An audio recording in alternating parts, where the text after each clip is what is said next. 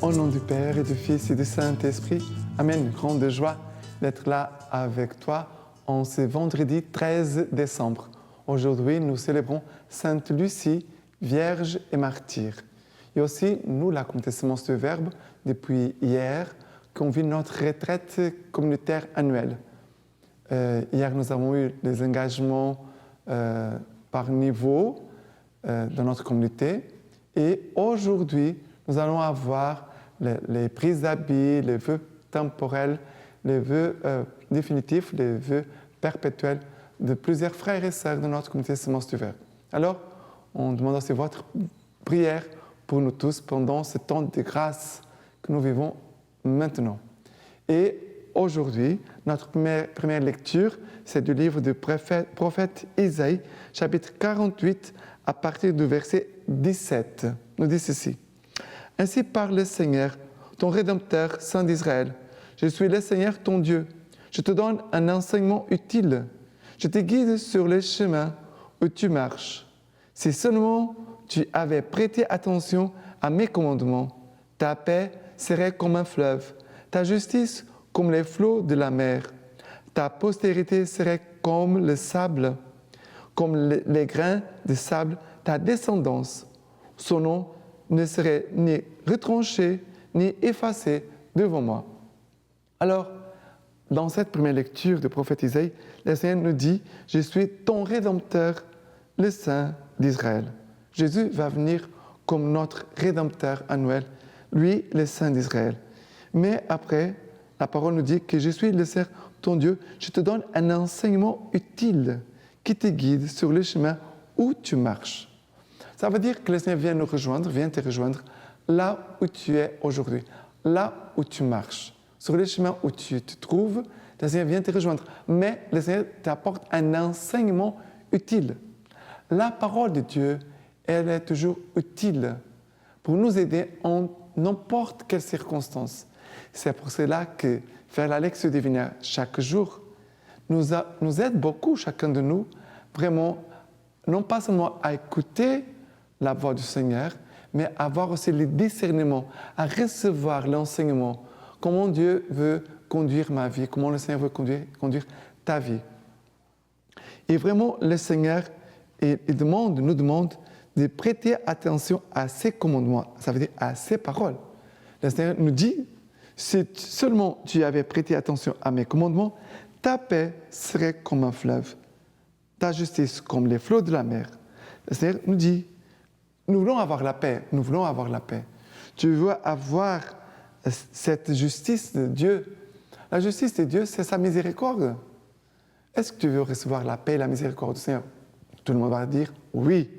Mais le Seigneur nous dit, si tu prêtes attention à mes paroles, alors ta paix serait comme un fleuve et ta justice, ça veut dire tes actions, non pas seulement la miséricorde de Dieu envers nous, mais aussi nos actions envers les autres, elles seraient justes comme les flots de la mer. Ça veut dire, les flots de la mer, elles ont de la force.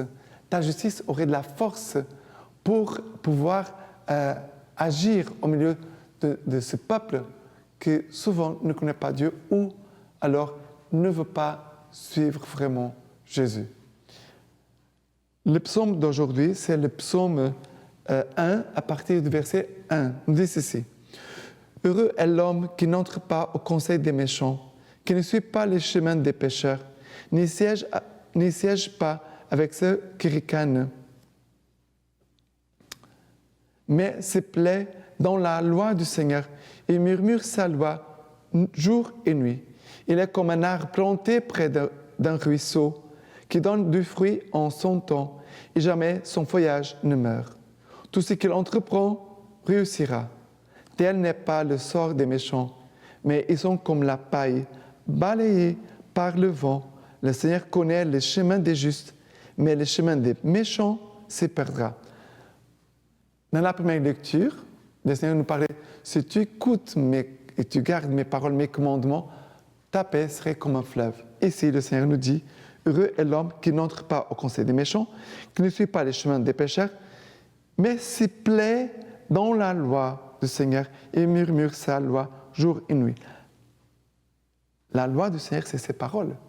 Ce n'est pas des règles. La loi du Seigneur, c'est ses paroles. Ces paroles devaient avoir dans notre vie un poids de loi. Ça veut dire, je dois accomplir cette parole.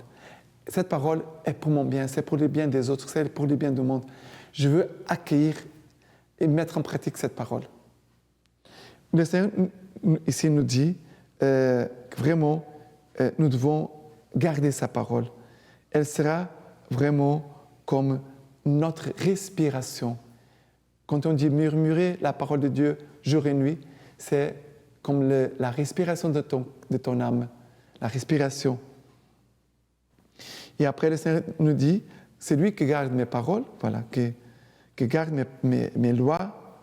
Il est comme un arbre planté près d'un ruisseau qui donne du fruit en son temps et jamais son feuillage ne meurt. Ça veut dire, cet arbre, elle est bien tranquille parce qu'elle a de l'eau qui coule tout le temps, qui va la nourrir et qui permet qu'elle puisse porter du fruit en son temps. Chacun de nous a son temps pour porter des fruits.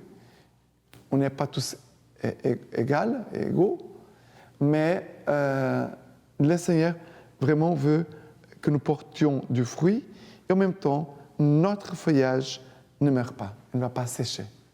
Ce feuillage permettra toujours de faire de l'ombre et garder ceux qui sont au-dessous. Alors, l'évangile d'aujourd'hui, c'est Matthieu chapitre 11, à partir du verset 16. En ce temps-là, Jésus déclarait aux foules, « À qui vais-je comparer cette génération ? Elle ressemble à des gamins assis sur les places qui interpellent d'autres en disant, « Nous vous avons joué de la flûte et vous n'avez pas dansé. Nous avons chanté des lamentations et vous ne vous êtes pas frappé la poitrine. Jean est venu, en effet, il ne mange pas, il ne boit pas, et l'on dit, c'est un possédé. Le Fils de l'homme est venu, il mange et il boit. Et l'on dit, voilà un glouton et un ivrogne, un ami des publicains et des pécheurs. Mais la sagesse de Dieu a été reconnue juste à travers ce qu'elle fait. Mais la sagesse de Dieu a été reconnue juste à travers ce qu'elle fait. La sagesse de Dieu, c'est ses paroles. La parole de Dieu nous communique la sagesse. Et si nous recevons les paroles du Seigneur, elles vont nous communiquer une sagesse pour pouvoir vraiment être reconnus juste, même par les hommes. Et c'est vrai qu'ici, Jésus, il vient vers les siens, et voilà qu'ils vont dire les gens, voilà un glouton et un ivrogne, un ami des publicains et des pécheurs. Vraiment, Jésus vient non pas pour visiter notre humanité, mais il vient pour vivre et rester avec nous. Nous qui sommes les pécheurs, il est l'ami des publicains et des pécheurs. Heureusement, comme Jésus a dit, je ne viens pas pour ceux qui sont bons, en bonne santé, mais je viens pour les malades, je viens pour les pécheurs.